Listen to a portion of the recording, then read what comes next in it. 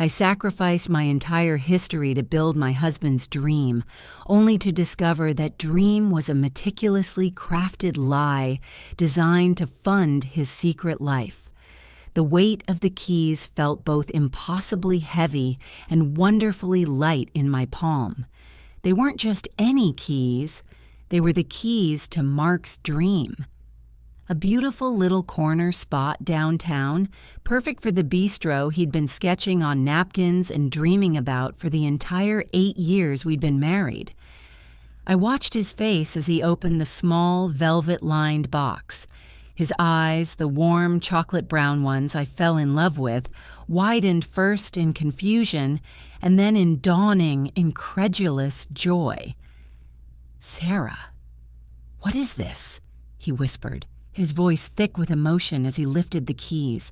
The small brass tag attached to them read, "The Gilded Spoon," the name he'd chosen years ago. "It's yours," I said, my own voice trembling with a mixture of excitement and a deep, lingering ache. "It's ours. Happy anniversary." He stared at me, then back at the keys, then back at me. Tears welled up and he pulled me into a hug so tight it felt like he was trying to merge our skeletons. He buried his face in my hair, his shoulders shaking. "How? Sarah, this is impossible. We couldn't get the loan. We didn't have the capital." I just held him tighter, my own tears starting to fall. "I figured it out," I said softly. What I didn't say was what figuring it out had cost me. I didn't tell him about the gut-wrenching final walkthrough of my grandmother's house, the little 2-bedroom cottage by the lake that she'd left to me, and only me. My sanctuary. The place where I'd spent every summer of my childhood. I could still smell the lavender bushes by the porch and feel the worn smoothness of the wooden floorboards under my bare feet. Selling it felt like cutting off a limb. Every memory, every ghost of my grandmother's laughter, every inch of that place was a part of my soul. But Mark's dream had become my dream. Seeing him beaten down by bank rejections and the soul-crushing reality of our finances was a pain of a different kind. I convinced myself that my grandmother would have wanted me to build a future, not live in the past. So I signed the papers, handed over the keys to a stranger, and watched my entire history get liquidated into a cashier's check. The first few weeks were a whirlwind of pure bliss. Mark was electric, a man possessed by his passion. He was at the restaurant from dawn until well past midnight, overseeing renovations, tasting menus, interviewing staff. I'd bring him dinner, and we'd sit on dusty drop cloths, sharing a sandwich and kissing like teenagers, surrounded by the scent of sawdust and fresh paint. He'd talk for hours about suppliers and decor and the perfect shade of navy blue for the accent wall. He was alive in a way I hadn't seen in years. The ache in my heart from selling Grandma's house began to fade, replaced by a deep, fulfilling pride. This was worth it. Our future was worth it. He started getting more and more calls, always at odd hours. "Suppliers," he'd mouth, stepping out onto the porch. "The wine guy is a real night owl." I never questioned it. Of course, a new business was demanding. Of course, it would consume him. I was just so happy for him. The change was gradual. A new passcode on his phone, which he said was for security, because he had vendor payment apps on it now. He started keeping his work bag with him at all times, even taking it into the bathroom when he showered. I chalked it all up to the stress of a new venture. I was his supportive wife, his partner. The last thing I wanted to be was a source of more pressure. The night it all shattered was a Tuesday. He was supposed to be at a late-night tasting with a potential chef. He'd kiss me goodbye, smelling of his expensive cologne, the one I'd bought him to celebrate the restaurant's opening. About an hour after he left, I was tidying up the living room when I saw it. His work bag, a worn leather satchel, was sitting by the armchair. He'd never forgotten it before. Ever. My heart did a little lurch.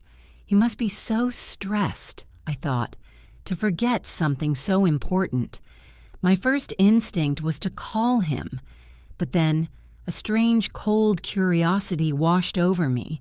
The secrecy, the late nights, the phone that was suddenly glued to his hand.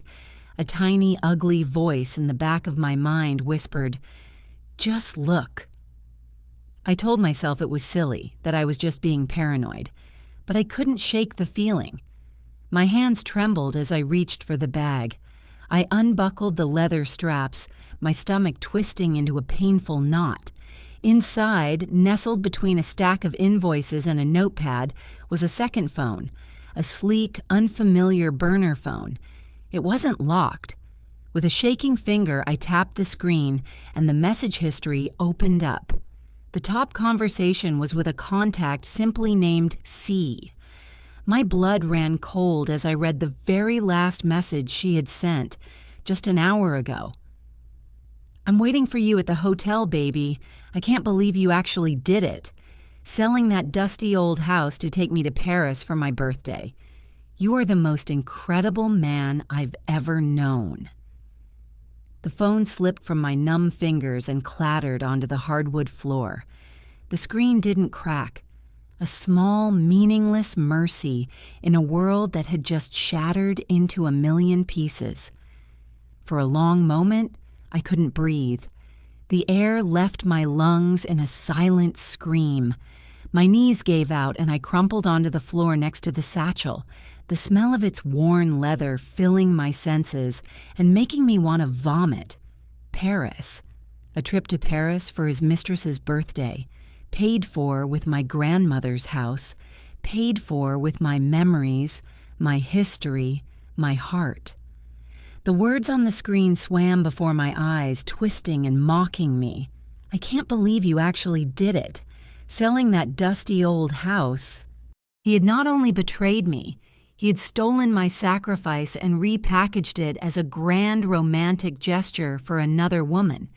He had taken the purest thing I had ever done for him and desecrated it. Every moment of the last few weeks flashed through my mind, now tainted, poisoned. His tears of joy when I gave him the keys to the bistro, our shared sandwiches on dusty drop cloths, his passionate speeches about navy blue paint and wine suppliers. It wasn't a whirlwind of bliss. It was a meticulously crafted lie. The bistro wasn't our dream, it was his alibi. The perfect, all-consuming excuse for his late nights, his secretive calls, his constant distraction. How much of the money had even gone into the restaurant? Was this whole venture just a front, a money-laundering scheme for his affair? The shock began to recede, and something else, something cold and heavy, settled in its place. It was rage. A fury so pure and so profound, it felt like a physical force inside me, solidifying my bones, sharpening my vision. The tears dried up, replaced by an icy calm that terrified even me. I picked up the burner phone. I scrolled through the messages, the pet names, the promises, the plans they had made. Each word was a fresh stab to my already bleeding heart, but I forced myself to read. I needed to know the full scope of the battlefield before I went to war. They had been together for over a year. She was a sommelier he'd met at a wine conference. Her name was Chloe. I carefully placed the phone back in the bag, right where I'd found it. I buckled the leather straps. I stood up, my legs steady now. I walked into our bedroom, the room we shared, the bed where he had lain beside me every night after being with her, and I looked at my reflection in the mirror. The woman looking back was a stranger. Her eyes were hollow, but there was a flicker of fire deep inside them. The weeping, supportive wife was gone. I didn't know who this new woman was yet, but I knew one thing for certain. She would not go down quietly. I sat in the living room in the dark, waiting. I didn't turn on a single lamp. I just sat in his favorite armchair, the one right next to where he'd left his bag of secrets, and I waited. An hour later, I heard his car pull into the driveway.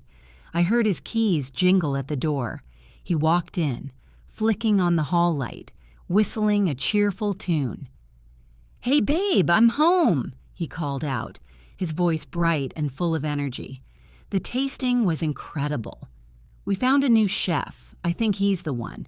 His pan-seared scallops were a bit pedestrian, but his vision for the rest of the menu is... He trailed off as he rounded the corner and saw me sitting there in the darkness. "Sarah? What's wrong? Why are all the lights off?" He sounded concerned, the perfect picture of a loving husband. The performance made my skin crawl. I didn't answer. I just stared at him. He took a hesitant step closer, his eyes adjusting to the gloom. "Honey, are you okay? You're scaring me." Slowly, deliberately, I leaned forward and switched on the small table lamp beside me. The soft glow illuminated my face. I made sure my expression was perfectly neutral. "I found a surprise for you," I said, my voice eerily calm. He visibly relaxed, a small, relieved laugh escaping his lips. "A surprise? Sarah, you've already given me the biggest surprise of my life. You don't need to—" "This is a different kind of surprise," I interrupted, cutting him off. I reached into the pocket of the robe I was wearing and pulled out a sleek, folded travel wallet. I placed it on the table between us. "I was going to wait for your birthday, but I just couldn't.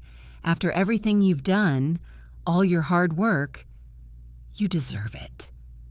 Confused, he reached for the wallet and opened it.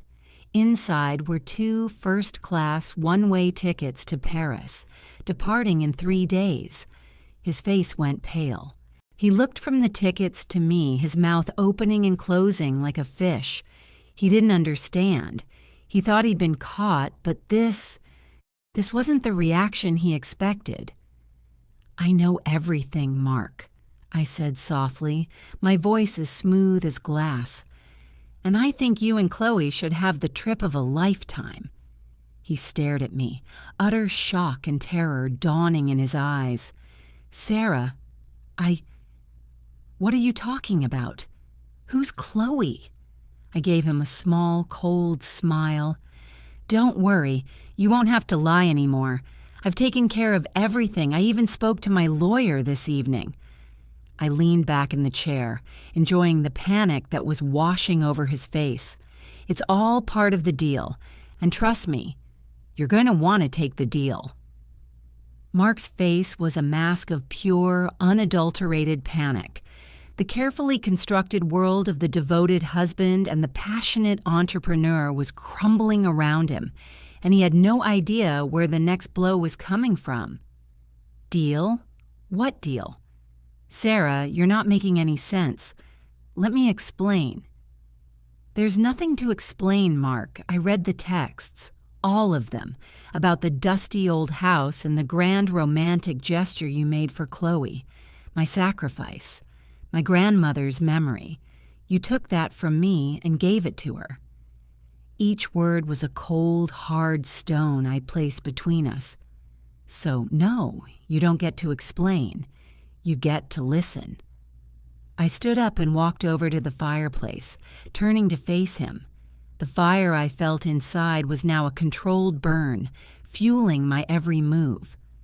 My lawyer, David, was very accommodating on such short notice, especially when I told him the details. He found it particularly egregious. He drew up a post-nuptial agreement, and it's on the kitchen counter. You should read it, but I'll give you the highlights. I took a deep breath. "You will sign over your half of the house to me effective immediately. You will also sign over 100% of your shares and ownership of the Gilded Spoon to me. The business, the brand, the lease, everything. It was bought with my inheritance. It is mine. You will walk away with your personal belongings and nothing else." He scoffed, a flicker of his old arrogance returning. "You can't be serious. No judge would ever agree to that. It's marital property, Sarah. The business is in my name." "That's where you're wrong," I said, my voice dropping.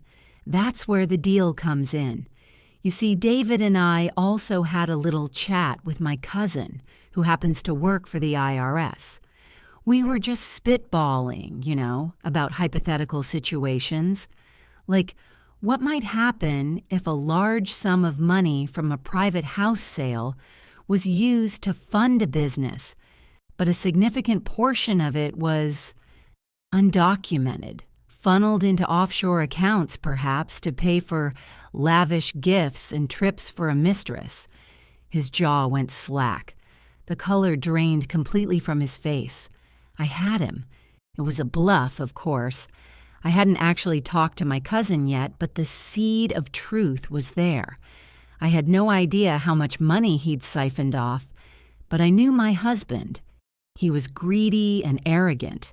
He would have thought he was too smart to get caught. An audit would be so messy, Mark. They'd freeze all your assets, including the restaurant. It would be tied up in legal battles for years. Chloe would get tired of waiting, I'm sure. And then there's the fraud investigation. Jail time, Mark. Is she worth jail time? I let the question hang in the air. Or, I continued, my voice sweet and reasonable, you sign the papers. You take the tickets I so generously bought for you and Chloe. You go to Paris. You go anywhere you want, and you never, ever come back. You disappear from my life. In return, I don't call my cousin. The Gilded Spoon opens on schedule, and I live my life in peace.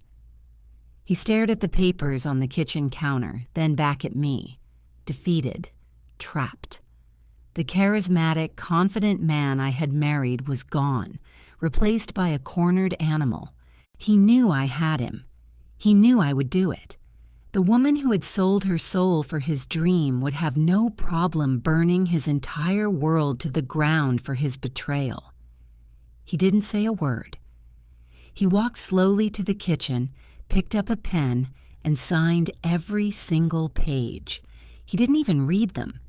He then went upstairs, packed a single suitcase, and walked out the front door without a backward glance. The sound of the door clicking shut was the most beautiful sound I had ever heard. The next few months were the hardest and most liberating of my life. I threw myself into the bistro. Turns out, listening to Mark talk about it for years had taught me more than I realized. I hired the chef he had been so excited about. I kept the navy blue accent wall. I named the signature cocktail Grandma's Garden, a mix of lavender-infused gin and elderflower liqueur. It became our best seller. Opening night was terrifying and exhilarating. The place was packed. My friends were all there, a wall of support. As I stood at the back watching people laugh, watching them savor the food, watching my staff work together like a well-oiled machine, I didn't feel an ache for my grandmother's house. I felt her presence. I felt her pride.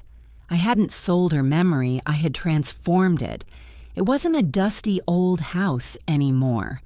It was this, a living, breathing place filled with life and joy. It was mine, forged in betrayal, but built by me. A few weeks later, a postcard arrived. It was from Paris, a picture of the Eiffel Tower. There was no return address. The back had only 3 words, written in Mark's familiar scrawl, "You win. Enjoy." I didn't feel anger or sadness. I felt nothing at all for him.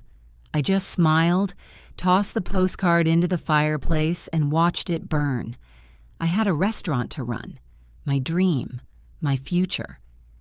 And it was more delicious than I ever could have imagined.